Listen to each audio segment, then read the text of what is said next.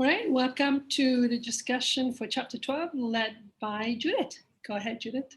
Hi, everybody. We're going to discuss Does God Answer Prayer? This is chapter 12.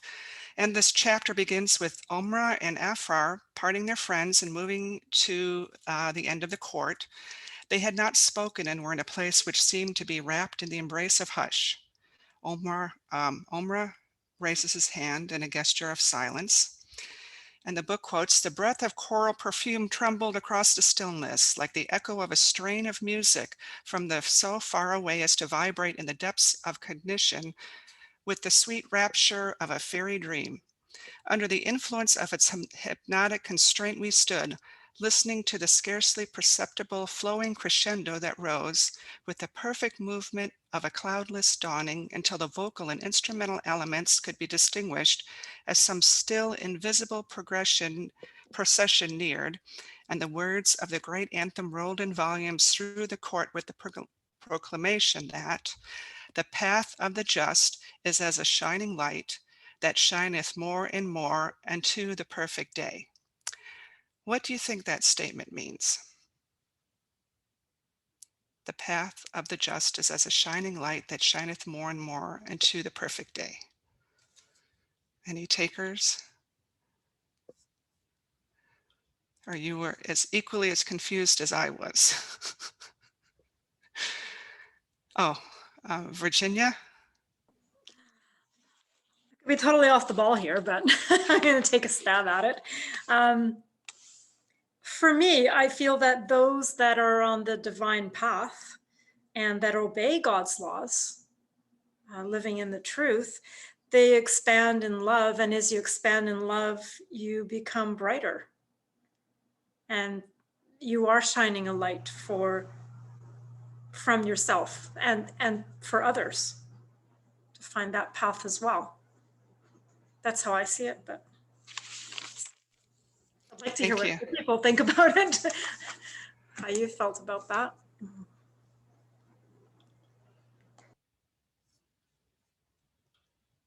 Yeah, I pretty much felt the same way, that you're in this perfect environment and you actually become a part of it. So the perfect environment becomes even better when you follow God's way. So thank you. Okay. Okay, I'll go on to the next question. We're going to continue on page 97. When the recession was accomplished and my arrested powers released, my mind went back to the music which had once held me spellbound in that early chorale. What a revelation was then made to me of the powers, influences, and restorative possibilities of music in comparison with the elementary ideas of it, which the earth is acquainted. So these questions: why does there seem to be such an influence of music in the spirit life? What do you think music accomplishes when it comes to this chapter, to Afrar's journey, or to your own journey? And another question is, why does music seem to evoke so much emotion? Do you feel there could be a stronger influence music could have for us that we are not aware of? And has music influenced you to feel inspired or for a greater faith to achieve your desires in your emotional journey towards God?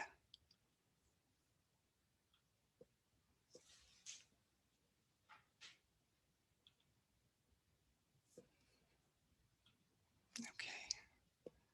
Alisa? I'm not sure if I'll answer all of those, but for me, it feels as if in the spirit world, all our senses are heightened anyway. Well, even here, music evokes so much in us, but because our senses are heightened so much there, then it becomes more relevant and more important, and it has an influence on all our, like in our spirit body, on all our chakras, like not just the main ones that most people know about, but every little joint, let's say. And it can either be distorted sounds that we experience here, for example, like an ambulance or a police car or something, or a horror movie, that they're almost like disharmonic sounds that we experience that almost like give us a warning about something, as opposed to, and I imagine in the spirit world, if we're in the hells, that there could be distorted sounds like that. But obviously Afra's experiencing sounds that are in harmony with the path that he's choosing to take. And I feel that obviously from the magnetic chorale, obviously there's a huge experience of how healing music can be, and how it's almost like there's evidence of how healing it can be. Even in our world here, there is. It's almost like, I think they say in the beginning of the Bible, in the beginning there was whatever, but for me it's like sound is almost like a mathematical part of God's expression. And in this chapter, it feels as if there's something around a lot of the detail and precision that comes with music. It's almost like it's simple, but it has precision to it at the same time. And there's a significance in every note, just as there's a significance in each individual and our path of learning. And for me, it definitely invokes a lot of emotions, for sure. I'll use it to invoke emotion. Like if I'm not feeling as if I'm getting into something, I might put something on that I know is going to help me feel sadness. And there are other times when I just want something calming. Or if Mexico's a pretty loud place generally, so if there's loud noises outside, I may put some music on to avoid myself listening to the sounds outside, like trucks and things. And yeah, anyway, it has a lot of things for me. You mentioned something about the church. I wasn't really a person who went to the church. Our family wasn't. But the one thing I do remember, apart from everything felt a bit off and not really something I wanted to listen to, but the one thing I loved was singing in the church. Like I'll sing my heart out. I didn't care if I was flat or too loud or anything. I just loved the singing part of it. And why does it evoke so much? It's like it's almost like it's in everything. I feel sometimes I can be by a stream that's running, and I feel like I want to make a sound that is not necessarily the sound that we hear with our physical ears, but it's almost like the sound of something coming from beyond the stream. I can't really explain it in words, but it's almost like it invokes me to want to make sounds. Or if I go into a church, not to pray or anything, but I love to go into a church or a temple just because although it may say silence when you walk in, they seem to be made for sound for me. So I like to make sounds in those places. Anyway, lots of things, I'm sure, as everybody else has about sound. And one thing, I remember when I read the Magnetic Chorale, I was in a choir at the time. It shifted my awareness of the choir completely, of my participation in the choir.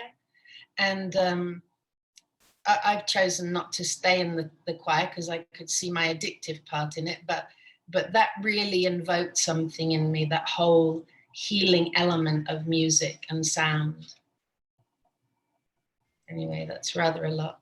Well, that's wonderful. And by the way, ditto, Virginia, I also felt the same for the first question. Thank you. Okay. And Selena? Actually, one of the things that came to mind was something I read once about our music, the way we have set the tone of our music. We're like a quarter tone off, I think. And yeah, so, you know, like how our tuning forks and things are set to tune instruments, and that we're actually a little bit off base when it comes to creating music that really resonates with the soul and with our emotions. And there's a whole study on that. I find music really is a great thing for me to help me stay in a place of self-love. I find that I'm often very encouraged to do that.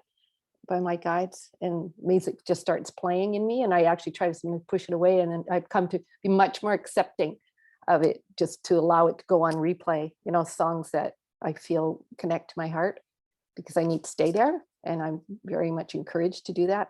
And I really connected with music in church.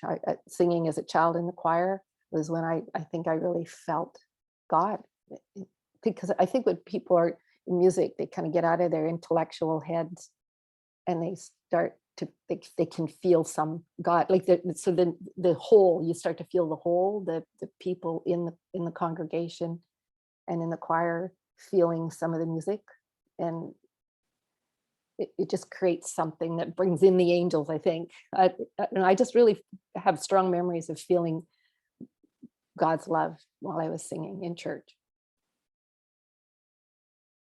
Thank you. Virginia?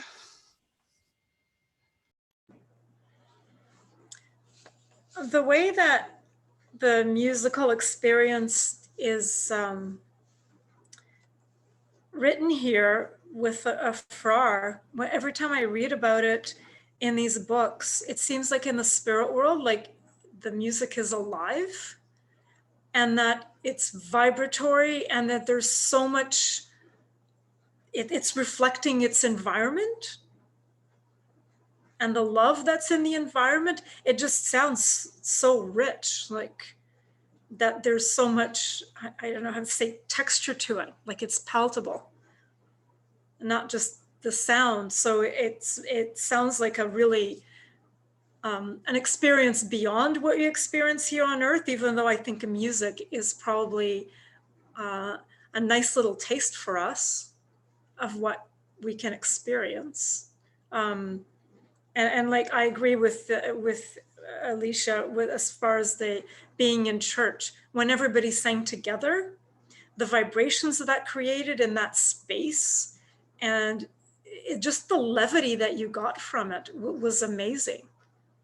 It really was. That was, I think, one of my really fond memories of being in that kind of environment. And I still feel today that music is so important. Like that intake, you choose what kind of noise you want to have, and that intake is like food. It can nourish you and create balance, or it can take it away. So I feel it's very important. And I'm just very curious of what that's going to feel like in the spirit world, because it sounds pretty damn good. Thank you. That was great. Lisa?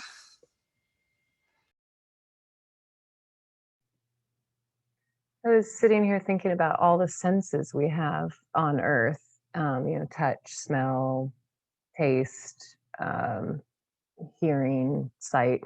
And for some reason, it's the sense of hearing that penetrates straight to my soul. I don't know if that's the case for everybody, but it goes to a subtle level that meets the soul, the emotional, the palpable, the feeling, sensory, I don't know, the soul, the desiring, emotional part of me. So I don't know how that is, but somehow it just seems that music and sound is like the most high form of sense in interacting with the soul. I don't know if other people feel that way. I'd be curious what others think. I actually agree with that. I think that there's something about it that can get you no matter where you're at, what your condition is. I think even if you're kind of in a dark place, it just seems to like get to your emotions. I went to a concert. We have a chamber orchestra out here, and they do a concert like a few times a year, and they'll bring in real opera singers, and these are young people. And I was sitting a few rows back, and this man sang Italian. I don't know what he did, but my friend and I were both literally crying.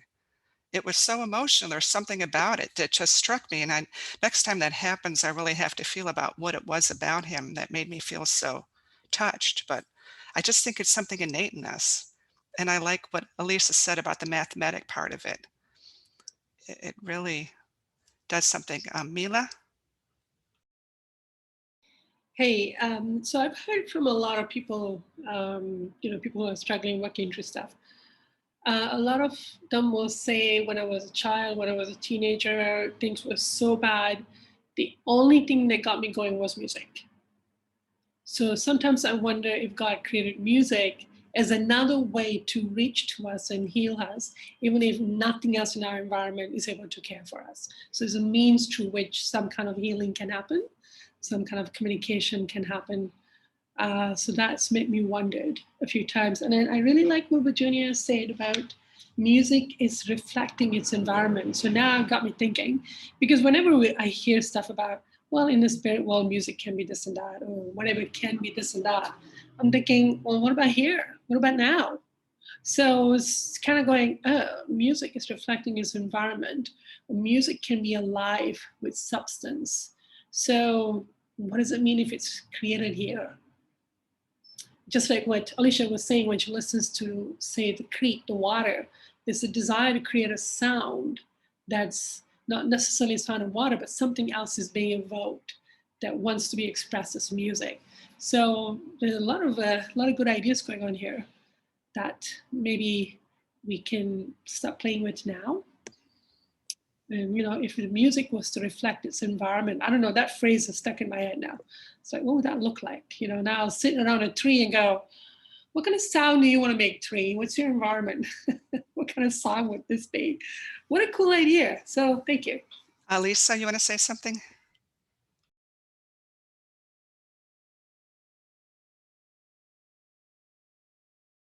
Alicia, you're mute.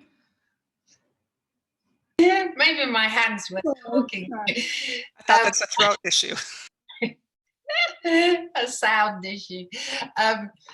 It reminded me of, I don't know this to be a fact, but I've had a feeling a few times that I'm in the womb and I'm hearing stuff outside and I'm going, it's too much, because it felt so out of harmony. And it reminded me also of what Mila said about, I've imagined before that a tree, for example, you gave that example of every leaf, every branch, every part of the tree has a specific sound to it, rather like an orchestra. It's like, and then it creates a whole symphony. Or even something like the sound of bees. I imagine that as being able to penetrate. Like if I have something that needs healing, I can imagine that sound being able to penetrate and help to release something. But I also like the idea of hearing that sound. What sound do I wish to create that doesn't necessarily mimic the sound I'm hearing, but something else is being evoked? Is a curious idea for me. Yeah, and I'm thinking about when I've been swimming with wild dolphins, they're always making sounds, of course, and it's almost as if I can remember when I've swum with them many times in a row, that it's almost like the same sounds come to me as if that's my sound, and that they know that that's my sound, if that makes sense. Yeah, I wonder if we all have a signature sound. Yeah, I feel like we do.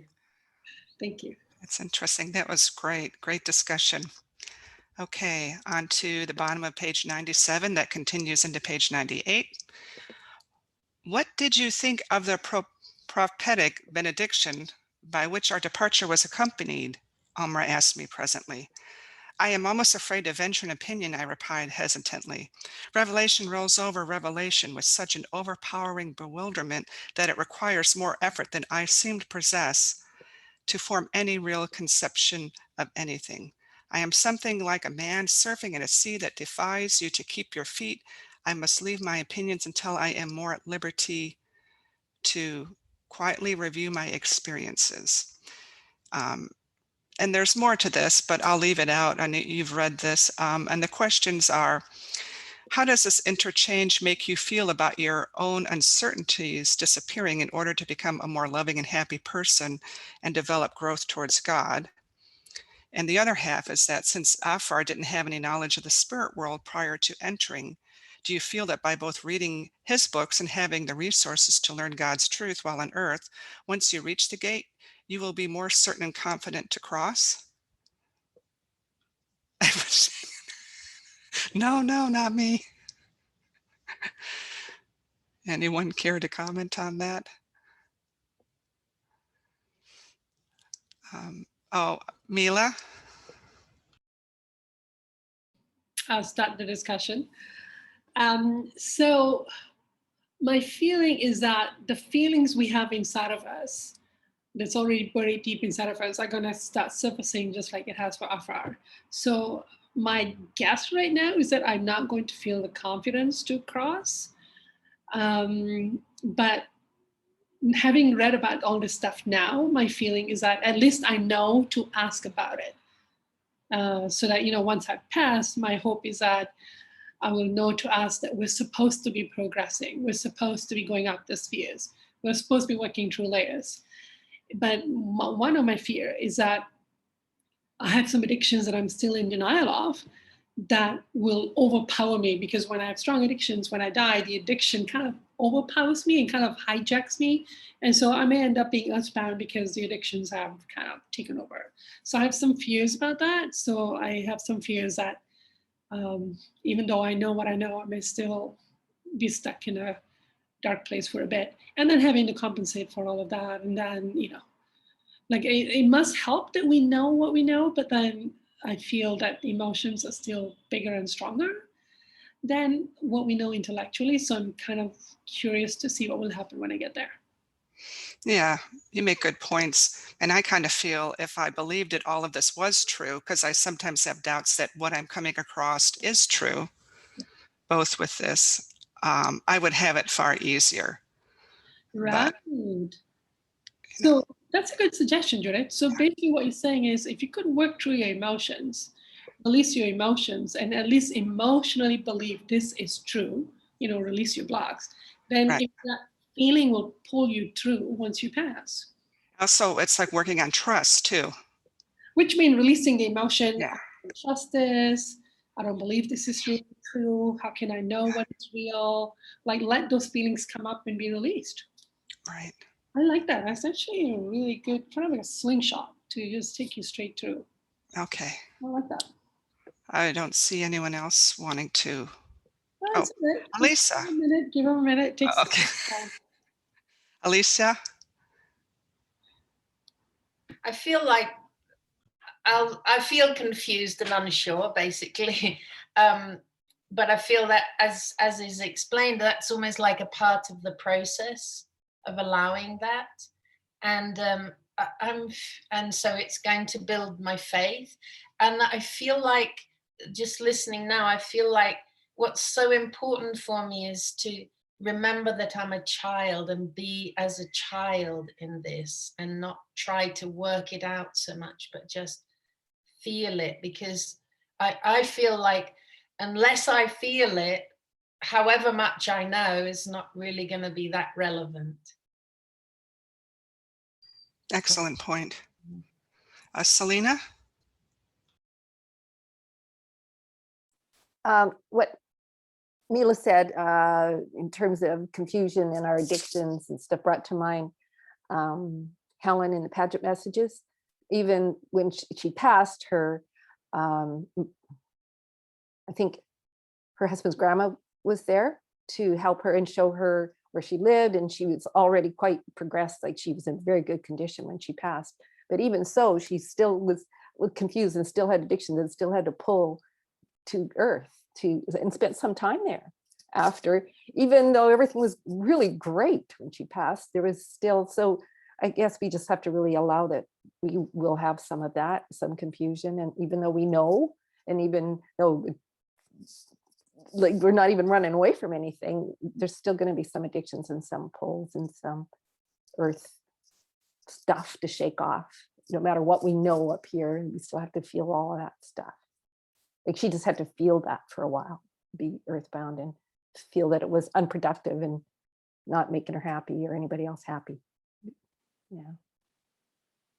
Mila? Do you guys remember the channeling with Robert James Lees? Remember that, wasn't he earthbound for quite a bit too? There was some addictions he hadn't worked through and he was stuck earthbound. Oh, is that right? Yeah. A long time, right? Was it like 30 years?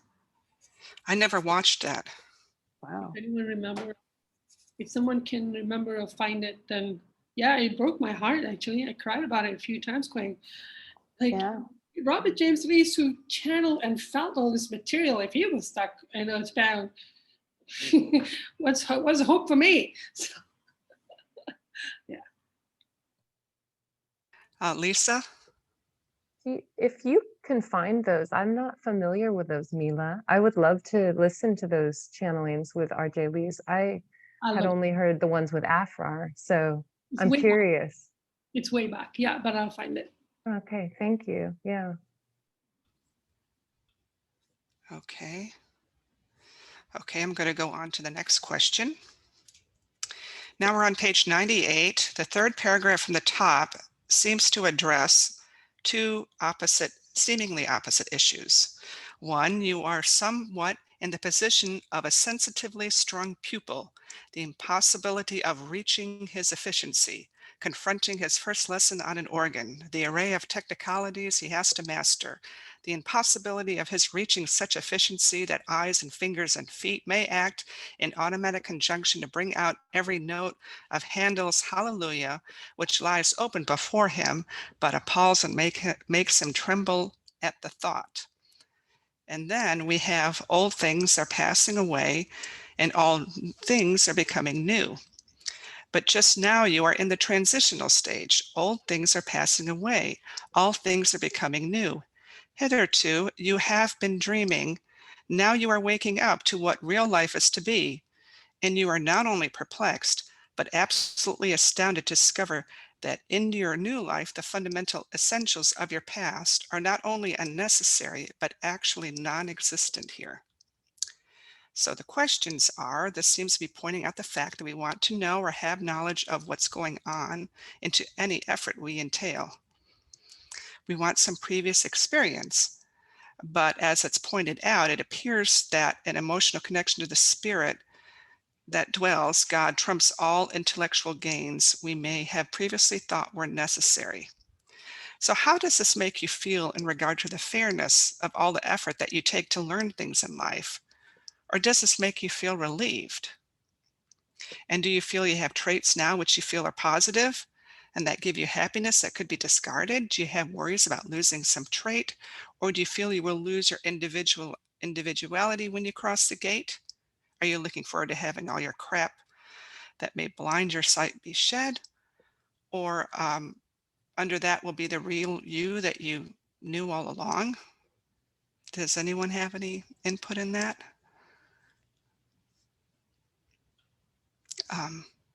Lisa? Yeah, I really was, as I read it, I took it to mean mostly the intellect running the show is going to dissolve and disappear, and the soul will take precedence in the driver's seat. So the emotional being will take over. So I didn't see it as losing myself. Like, I feel like we're going to become more our pure actual selves. But I'm actually kind of experiencing that at times when like today, I'm fairly emotional. So I'm kind of quiet and it's harder to form the intellectual ideas. There's days where I'm just like, how do I formulate a sentence? Oh yeah. And it's kind of a relief just to kind of be out of that and more in a childlike space of like, I just want to eat some peanut butter right now. I'm going to go do that. I feel like going to the garden, and that kind of living. It's so free. Thanks, Mila. I just saw your note. So I read it to mean the intellectual part of us, that dominance will leave, and our actual pure personality aspects and traits will probably be magnified more from what I can see. So I'm excited to see what each of us actually is like in our purer forms as we emerge. I mean, look at the snapshot of us now, 2021, and what's it going to be like when we've all, gotten close to crossing the gate, or we're crossing the gate and we're seeing each other again. I'll be like, whoa, I had no idea you were like that. So I'm excited about that part. Yeah, I kind of feel that way too, but I'm just not so crazy about all the in-between getting there. So, Mila? So for myself, I feel grief that I have some values that I worked hard to develop that are considered, we don't need them in spirit world. Like it feels like it diminishes, like it triggers the feeling of low self-worth because my effort was of no use. There's also certain addictions that, like, for example, my addiction for seeking worth. I've developed a lot of characteristics to find worth that was never necessary. So I've wasted all of my life, all of my effort and energy to develop these characteristics that are like useless. So I have a lot of grief about it, the wasted time, the wasted energy. And also, I guess I feel feelings of anger that my efforts were pointless. Like I'm mad about it. So that's where I'm at right now. A bit of like arrogant, like, what do you mean it was for nothing? How dare you say that? So I have these kind of feelings to work through. Yeah, I kind of feel that way too. And I feel I do a lot of what I think is good. And it really makes me just feel better about myself. And I just don't know what that's gonna, how's that gonna help me basically in the long run? So, yeah. Anybody else? No?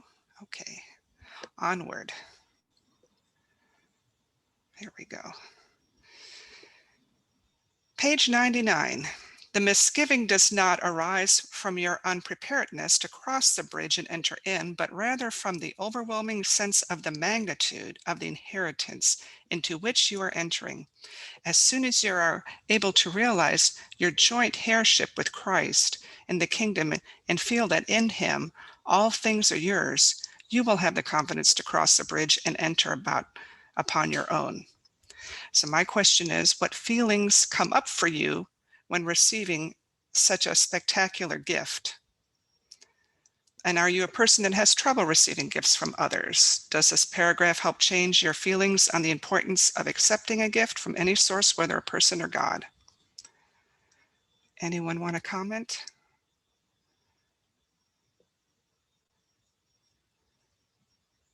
Mila?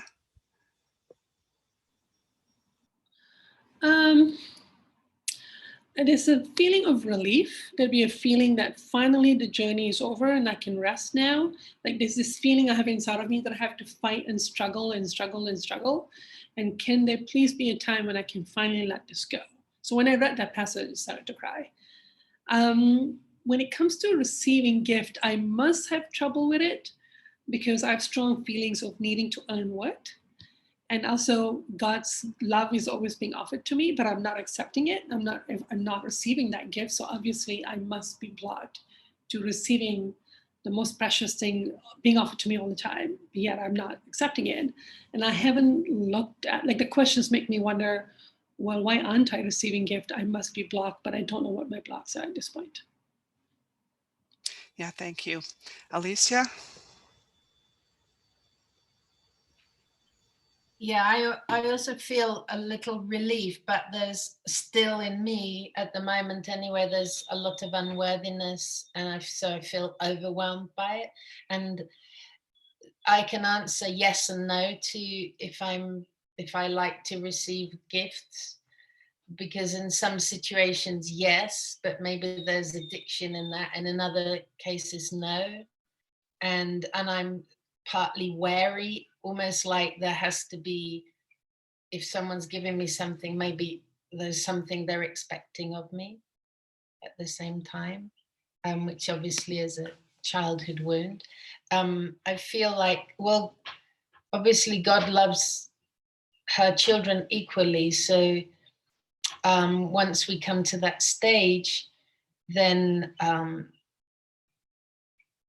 there's not going to be those feelings of unworthiness and comparing with others, etc. But at the moment, personally, I can feel I definitely have those issues to work through, and the feelings of sometimes feeling very inferior and sometimes feeling superior in different situations.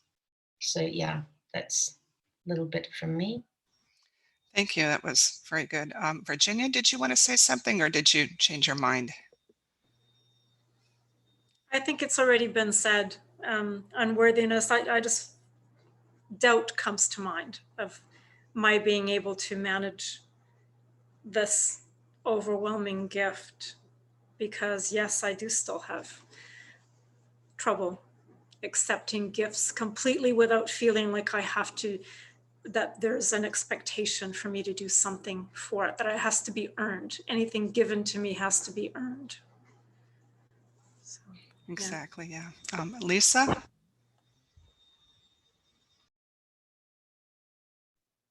I don't know if it was that I had read this chapter right before I went to sleep a couple nights ago, but in the morning I woke up and saw Robin, and she immediately told me some information about Jesus. She had gotten an email from him, and it jogged my memory that I had been with Jesus in a dream, and I've never had a dream about him in this way. Usually it's like he's teaching me, or I'm, in this utmost respect and admiration of him. But in the dream, we were just complete friends. It was like complete equal friends. It was the most spectacular feeling. And we were conversing, and obviously he had a lot more wisdom and experience and information and love. But it was a complete egalitarian feeling. So I just thought to share that experience. It was maybe touching what it will feel like when we enter that gate and pass through that gate. That is really the truth of who we are. All of us are equal, whether we're in the deepest hells or the highest spheres. We're all equal in God's eyes. We just some have more stuff they need to work through to become happy, which God so wants from us. So Thank you. Yeah, that segues into that next question that I had when I said, how could we possibly feel it was morally okay to share heaven equally with someone who had been there longer, got there quicker, who was far more ethical, loving on earth, who made and is continuing to take effort to effect remarkable change in others? And what emotions would you have to work through and release to move through this? Or do you not have any issue with this? And I think you really touched on that, Lisa. Does anyone else have any remarks?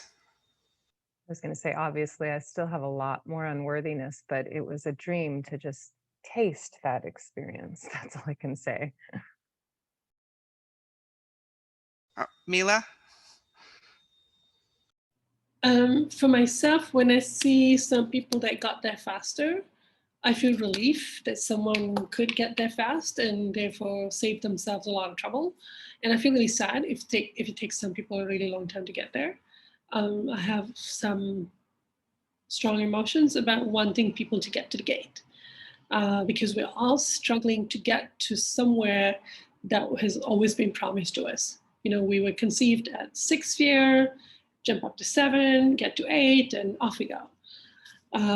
But look at how much of a struggle we have, like for some people for centuries, to get to a place that was just a hop and skip away. So I have a lot of emotions and sadness about it. So this is the one place where that I'm willing to receive gifts, because if that means that it can help, I can stop hurting others, or if it can help others get to the gate quicker, so for somebody else's sake, I'm willing to then, do the work. That I may not feel worthy for myself, but I really want others to be able to get there. Yeah, thank you. It must be so important, because he wouldn't have spent so much effort continually doing it and continually reaching out to us. And the rest is just basically our feelings of unworthiness and whatever else. Anyone else want to comment? Okay. On to the next one. Oh, wait a minute, Lisa. I did want to comment on what Mila just said, which I just wanted to say. So what you're saying, Mila, is you're really like passionate. There's something driving you to really want to assist others to get to that gate, but you don't feel worthy for your own self, but you really do want to help others. And yeah, so that just triggered in me a lot of sadness of just how poorly so many of us treat ourselves. And that's a big area to address if we are going to get to that point of the gate, is that self-love and the grief associated with, I just personally am starting to feel how much grief I have of how badly I've been treating myself for my whole entire life, and how I'm doing exactly what my mom did to me as a child to myself for the past 45 years. So there's just an immense grief that comes up when you mention that, Mila. For you, seeing that inequality and like, oh, Mila can't love herself, but she so wants to help others. And then it triggers that similar reminder in me. It's like what Selena said about is it Helen Paget, that her eventually it was her desire to help a family that made her want to progress. Once she realized that she'll actually be more helpful to others if she goes to the happy place, she's got and progress to environment. That was what then made her do it. And so that will find a way to get us. So yeah, so eventually I'm gonna have to progress because that's the only way I can help others. And the other experiment I'm doing right now is, if I change how I treat myself, will that then change how I treat others? That's the experiment I'm doing with myself right now. So we'll see. Thank you. Great idea. Okay. Let's move on then to the next question. This is on page 100. And I start with, but do you forget that the earth life is only the infancy stage of existence? I asked alertly. In comparison with everlastingness, he added, as completing the sentence I had left unfinished, and he turned his eyes on me with a self-congratulatory gleam as he made the correction. I have anticipated and watchfully waited for you to make that slip. It naturally raises the question as to how far parables, analogies, and allegories should be limited or pressed in their illustrative employment, because from a failure to be discreet in this direction, very many of the errors and misunderstandings of our friends on earth arise. There's more text after this, but my basic question is, I see that Omra is trying to convey to Afrar that discovering and becoming your true self is the most important step, giving it is impossible to learn what is beyond yourself without knowing you. How does this help your feelings on progressing towards God by addressing all of your facade, or simply taking an effort to know yourself, the warts and all? How do you feel your progress on this has been? And what do you do in order to accomplish this? Are you struggling with this? And do you feel that in order to progress and drop the earth's errors, you just simply cannot be on the earth? Any remarks? Alicia?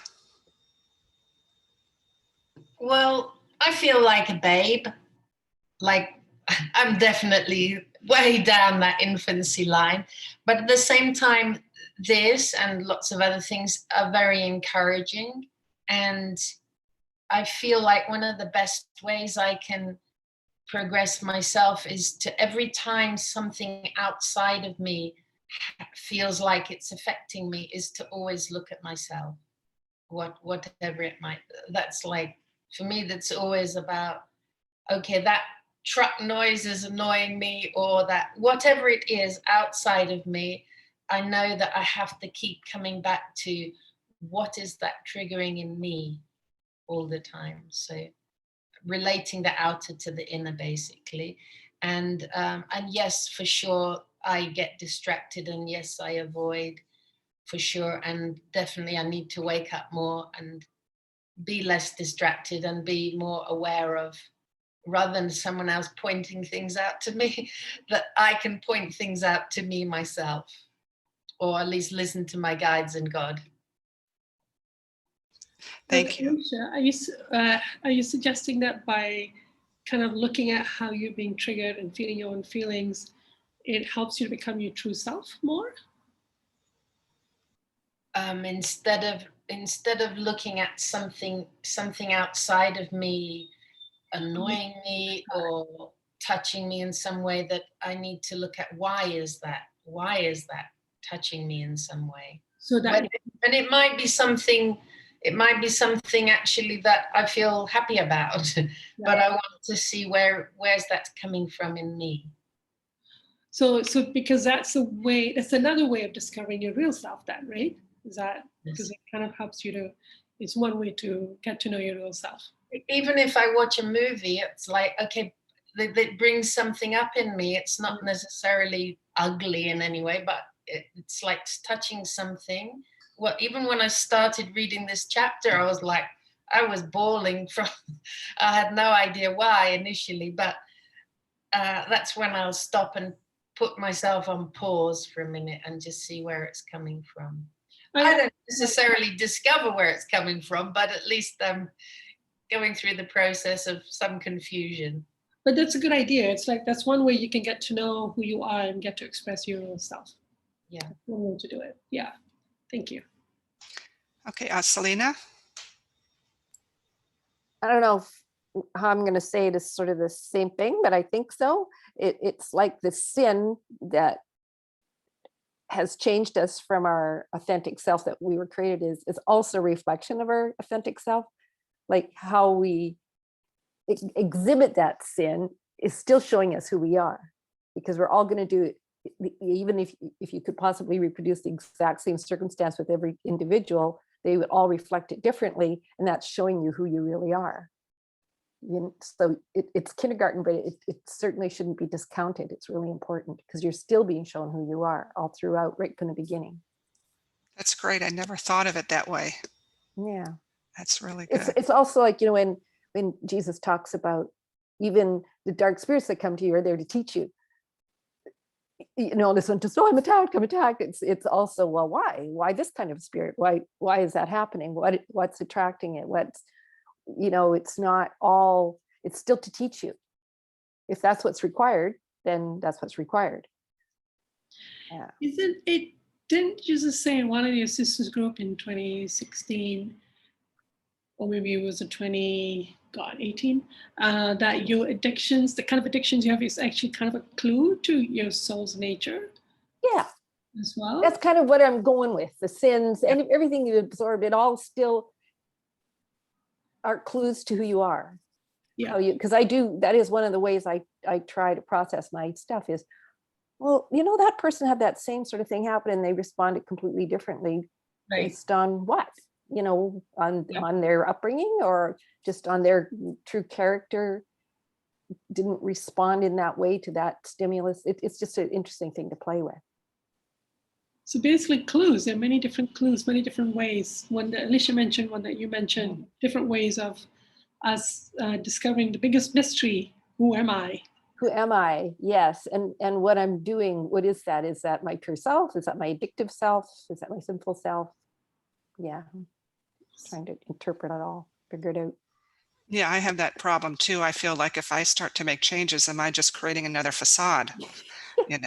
And you can experiment with that too, though. Yeah. Try it on for size. Ooh, yeah, that didn't fit very good. Yeah. Then you're going, okay, anyone else? Okay, thank you. That was great. Let's see here. Now I'm losing my place. Hold on a second. Where did my... It's the love one another part. Okay, yeah, I'm just trying to find the email that I was reading off of. Okay. I'll have to open it up again. Okay. I'm scrolling down.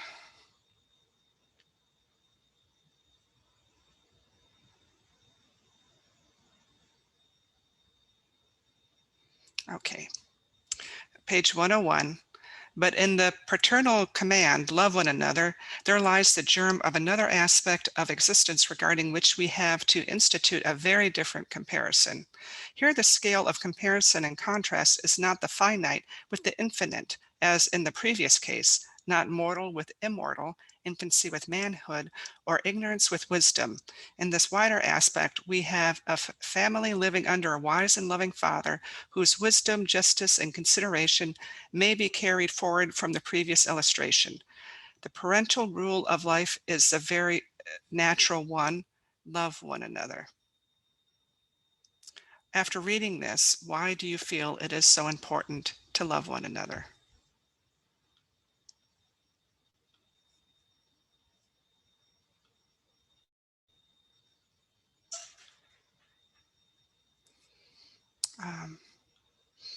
I guess I would say it makes the world a much happier place when we all love one another. And maybe this is, oh, here we go. Lisa? I think you just mentioned in the last sentence that it's an, do you mind reading that very last sentence about something about it's the natural rule to love one another?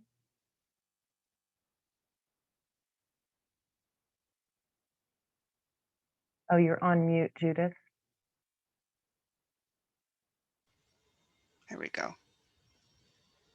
The sufferer may not be made aware, occupants of the nursery may not be witness, but the offender has to reap the harvest of the viciousness he sowed. In doing so, he has learned that he cannot break a single law of his father with, oh, wait a minute, I'm reading a different part. Sorry about that. In this wider aspect, we have a family living under a wise and loving father whose wisdom, justice, and consideration may be carried forward from the previous illustration. The parental rule of life is a very natural one. Love one another. Yeah, the parental rule of life is a very natural one. Love one another. And so what came to my mind was it's our natural state to love one another. It's our injuries that come to us that cause us to have jealousies and hurt one another and have pain or whatever we do to one another that's harmful. So yeah, it's our natural way of being is to have a love, I would think. Thank you. That makes perfect sense. Alicia? Yeah, I like that. That made me consider twins, because they sort of come together approximately the same time in the womb, and they naturally just have this bond and this love for one another. By the time we're born, maybe we've taken on a whole load of stuff, so who knows where we're at, but we're obviously at a place where we do more naturally love one another, or naturally love animals, for example, when we're tiny. But yeah, and also for me, it's to love one another. Well, God loves everyone naturally, equally, and in learning to love one and love everyone, I need to learn, I can't think how to say this. It's helping me learn about how God loves in loving one another. I can't say that I'm in that place for sure. I would love to be. And there are moments that I've felt that love for people, like strangers in the street, but it's usually just very brief. But gosh, I mean, what a different world we would live in if we did really truly love one another and loved each other's uniqueness within that, and the harmony that's created, that I can see again like a world orchestra, this symphony of all the different uniqueness of everybody. And all the sounds. Yeah, exactly. Virginia? I agree with what's said before me. Alicia mostly said what I was going to say, but I also want to add us loving one another and loving nature or animals and other creation that God, everything that's God has created is also how we learn to love God. That's like the steps in learning to love God, I feel, is by loving ourselves, loving one another, and everything that is been created, and we're loving God at the same. That's how we're learning. That's how I feel.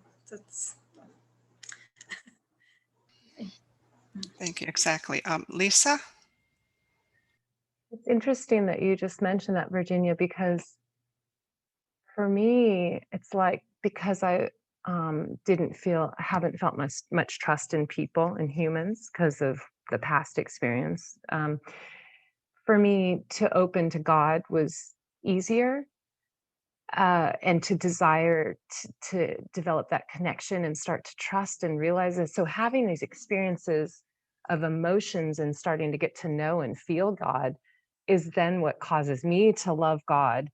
And then because God's so loving and I'm able to receive bits of God's love, then I automatically feel so much more love for creation and for people and have less fear. So it's interesting. I wonder if you can work at it from either side, you know, from what you were saying, you love creation and people and you come to love God that way, or you can have a connection with God and then that translates into starting to love your brothers and sisters more. And for me, nature was much easier than my brothers and sisters and people.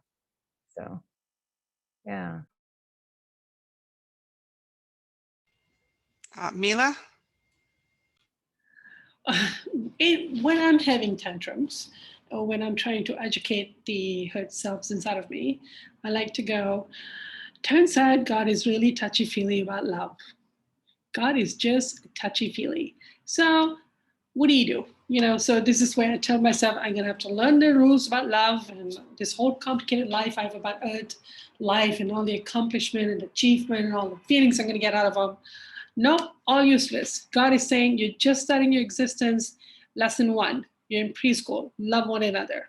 Oh, so that's how I tend to be in emotionally, and that's how I try to explain to people. Going, turns out God is a little touchy-feely about love. So we're not going to get past start until we figure that bit out.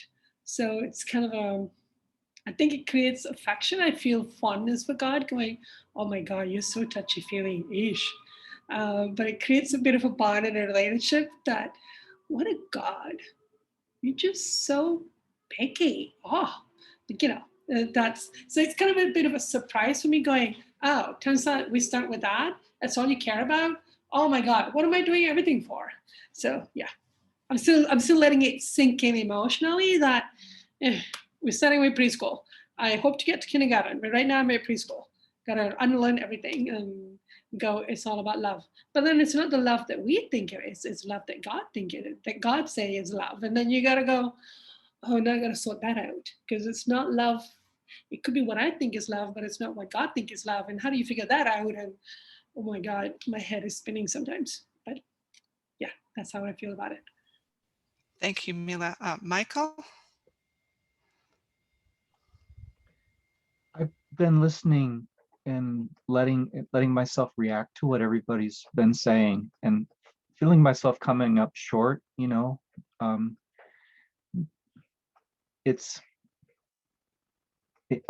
like this the rule, the natural rule, the natural love one another. It encapsulates our nature, you know, so like we'll be happy if we love one another. It's also the one commandment, and he mentioned it in an earlier chapter, love one another. And he's earlier in this chapter, he said, you know, the things that we build with our lives and our, well, he didn't say that, but the things I build with my intellect and, you know, all that stuff isn't really worth anything. And so it's just reminding me that it's important to be childlike, as you've mentioned, and that we're all precious. And you know, I do get judgmental towards others and towards myself, and I do get impatient, and those are not the things that really matter. I mean, yeah, those things do matter. And I also wonder if he's learning all these things at the gate, the transition from what, 6 to 7, what are the big lessons at the other gates? And you know, what is it from 7 to 8 where you become divine? I guess this is, I mean, there's plenty of challenges here for me. I'm just, it's kind of confronting me to see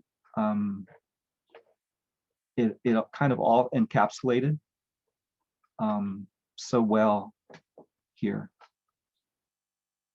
So I've just been writing down stuff where I come up short, you know.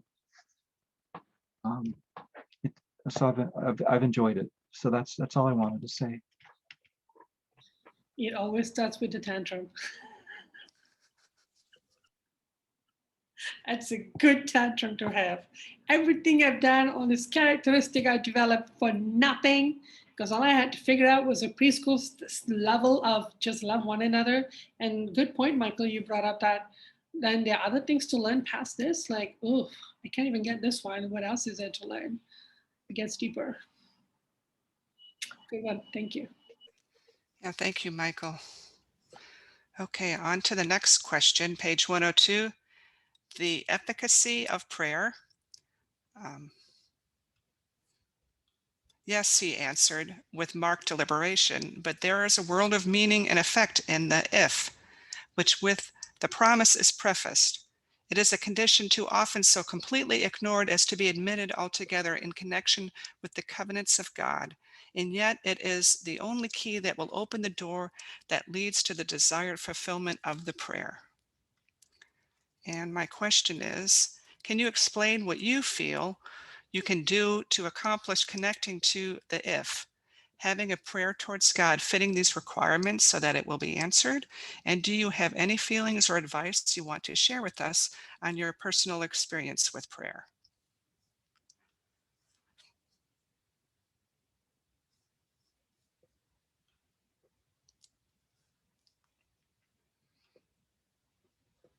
I find prayer somewhat challenging. I do it sometimes, but then I find I don't do it enough. Lisa? Well, recently the mediumship team, Robin, had us do a prayer experiment where we would each submit one thing that we really wanted prayer for, and then we'd take turns praying for each other. And there were a couple times I think that the group would focus on one person during a mediumship session. And I remember one night when so my prayer was about being able to release my low worth feelings, which is, huge lake.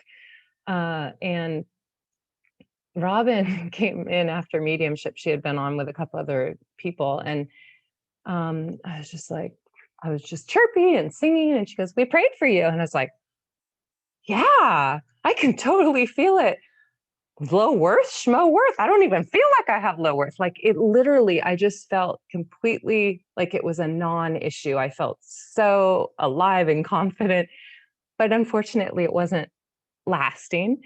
But it did give me that momentary, it was a lift. There was something about they must have had a level of sincerity in wanting to help me, and my desire is sincere in wanting to be willing to feel those yucky emotions and release them. So meanwhile, I've had to do the hard work, but I have found time and time again that even when I've prayed for other people, like I had an experience praying for Mila, was so beautiful. I pictured her I didn't tell you this, Mila, but in the magnetic corral, and she was laying on one of those beds, earthen beds, and just being allowed to fully rest from all her trauma. And I just was sobbing, and I could feel that love for my sister and her pain and what she's gone through, and how amazing you are as a model for growth and intense desire to heal. So yeah, and you told me that you had noticed a shift after that and you felt it. So I know when the prayer is sincere and there's a real love, that there's not a block emotionally towards the other person, and you really want to help them, it always works. It's always been effective. Obviously they have to do the work to release the emotions from their end, but it lifts them up. I know that.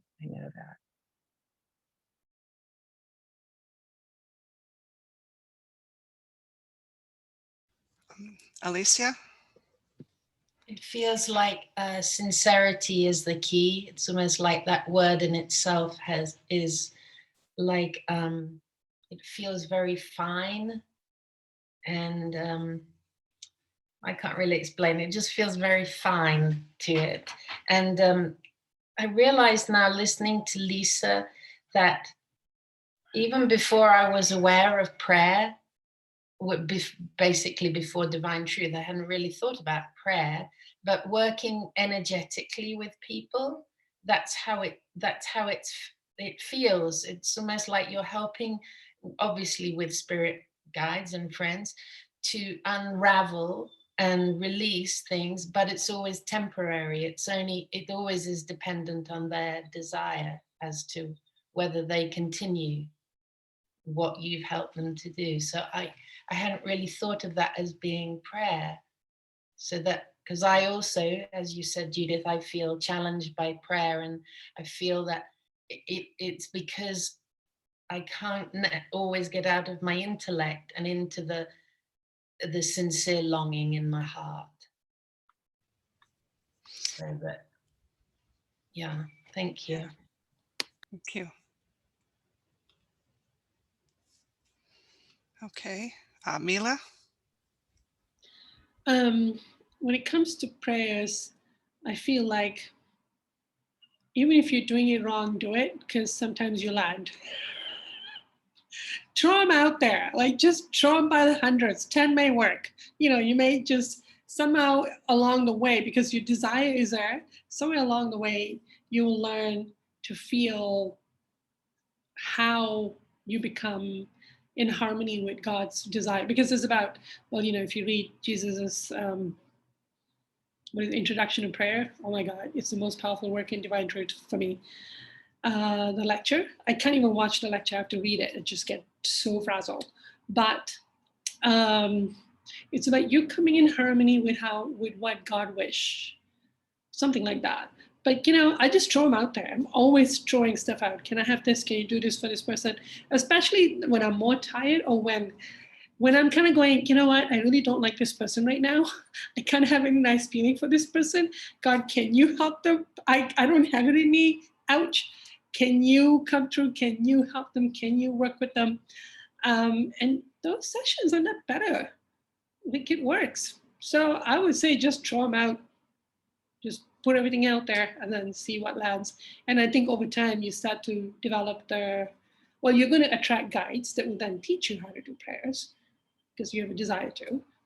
And then you also start to get some confirmation of your prayers working, and you're going, holy smokes, it was just a thought. I just had a flash of a passing thought, and that worked, and something happened. How does this is incredible. So you start to get confirmation as well. And being the recipient of the prayers from, I would say, Robin has a spooky gift when it comes to prayers.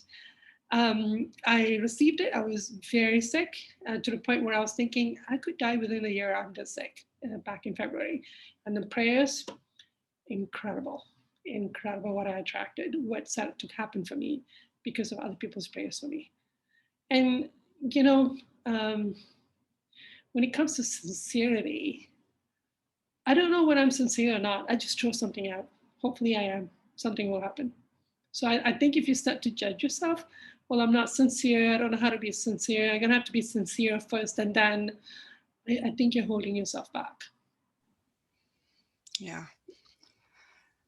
Yeah, I personally have the problem with, I think it's from my Catholic upbringing, but I always kind of preface it with like wanting God to like me or something. Or I'm asking the right kind of prayer, but that's not really what the prayer is. It's, yeah. Anyway, this also segues into the final question. And let's see here. The question was, does God really answer prayer? And there's, this is on page 103. And I'm not going to read the whole paragraph here that I included. But there's a statement that this chapter kind of ends with, and it says, find a consecrated soul and ask him if God answers his prayers. Then let the earth ponder over his reply until he learns the meaning and significance of it. I was quite confused by that statement. Does anyone have any comments as to what they feel that statement means? And I can read it again if you need me to read it.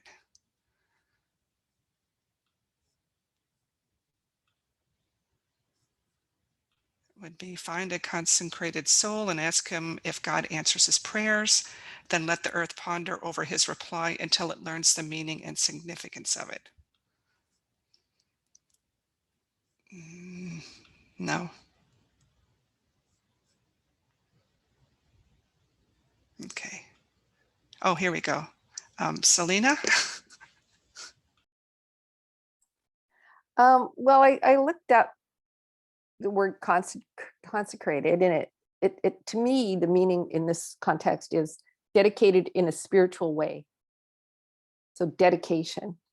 So a truly dedicated person would say yes. If they were truly dedicated to their spiritual practice with God, their answer is that yes, God does answer prayers. So the meaning and significance, God answers loving prayers from those that are dedicated and sincere in God's way, and not necessarily, I think with prayer, you have to be really careful that you don't put your own, what you think is going on onto it. You know, it's going to come the way it's going to come, however that person needs it, or whatever needs to happen in terms of guides or helping or circumstance or whatever. So you can't really, I think just have faith that it happens and you're putting something out there. But I like that dedication, you know, because consecrated feels like a religious word, and it's kind of hard for me, but I dedicated, spiritually dedicated. Thank you, Selena. Yeah, that makes sense. Michael? I interpreted consecrated to mean to be in that condition where that if is answered. So the individual is abiding in God and his words abide in him. You know, his laws, he's done everything necessary to abide in our Father. And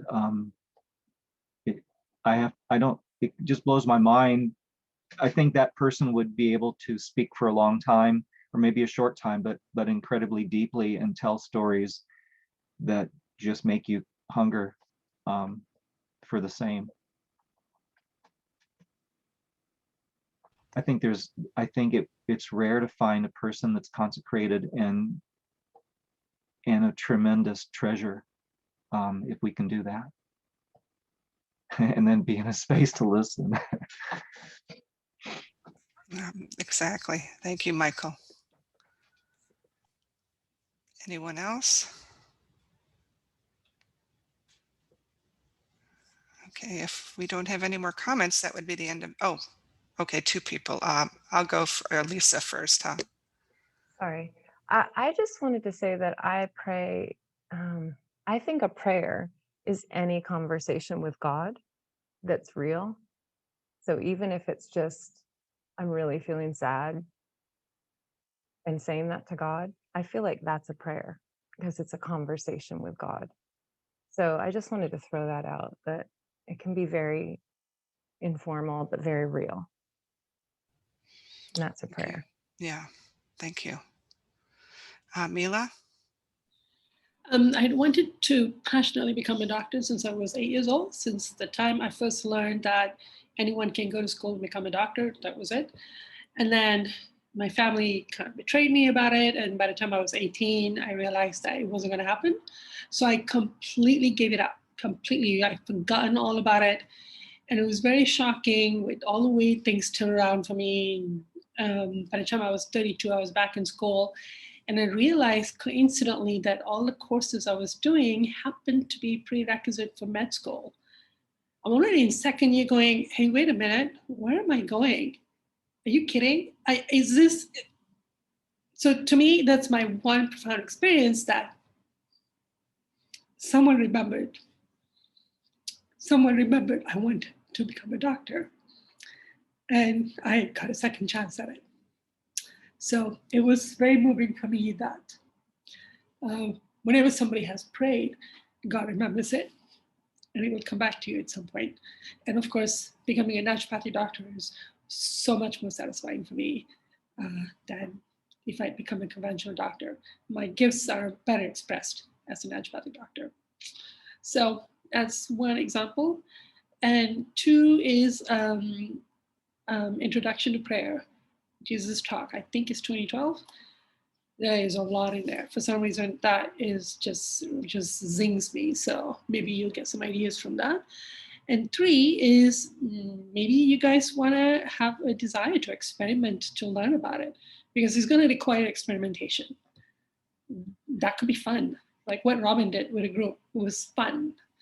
There was an element of lightness and curiosity and fun about it. So, you know, it could be that you have a gift in prayer.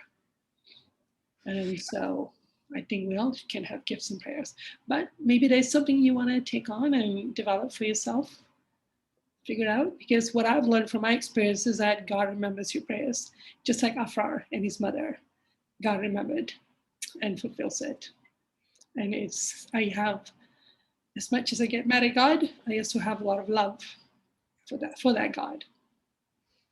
Yeah, thank you, Mila. And I think God answers prayers, but God might not answer it the way that we want it to. The answer may not come. And like you said, it's really inspiring to think that years later that prayer will be answered. Thank you. Thank you. Well, if we have no more remarks, this would conclude our overview of chapter 12. It was an Olympic, Judith. You had a lot of questions. Sorry, I realized this morning, oh yeah, I do have a lot of questions. Anyway, but I thank you for sticking with it. Okay. And thank you, Mila.